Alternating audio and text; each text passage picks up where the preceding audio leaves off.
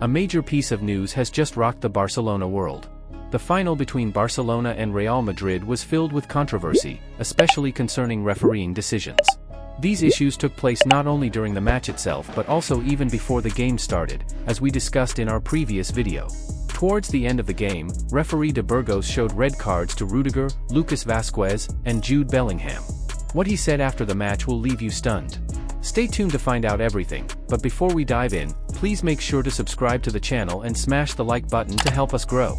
Our goal is to reach 1,000 subscribers this month, and with your support, we know we can make it happen. Now, let's get into the breaking news. Due to the aggressive behavior of the Real Madrid players, especially Rudiger, who even attempted to injure someone by throwing an object onto the field, referee de Burgos has formally requested the Spanish Federation to hand out strict punishments to the players involved. Lucas Vázquez and Jude Bellingham will be suspended for at least 2 matches. However, Rudiger, because of the severity of his actions, is expected to face a ban of no less than 4 matches. But the controversies didn't stop there.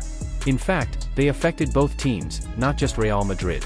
Barcelona were also heavily disadvantaged during the match, arguably even more than Madrid. Honestly, if we had relied only on the referee's calls, we might have lost the match.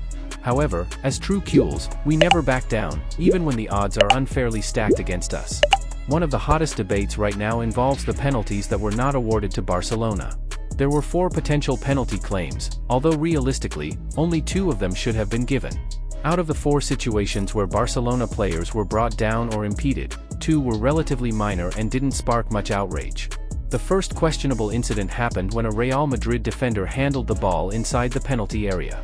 However, the officials justified their no call by saying it was a supporting hand, which, according to the current rules, is not considered a foul. The second controversial moment came in the final minutes of regulation time. Rafinha was tackled inside the box, and initially, the referee pointed to the spot, awarding a penalty to Barcelona. But after consulting with VAR, he reversed the decision, claiming that there was no foul play. The real injustice, however, comes from the 2 penalties that clearly should have been awarded. One was on Pau Cubarsí, who almost had his shirt ripped off, preventing him from scoring a goal. The other involved Ferran Torres, who was blatantly tripped by Rudiger inside the penalty area. Both incidents were crystal clear, yet neither resulted in a penalty call.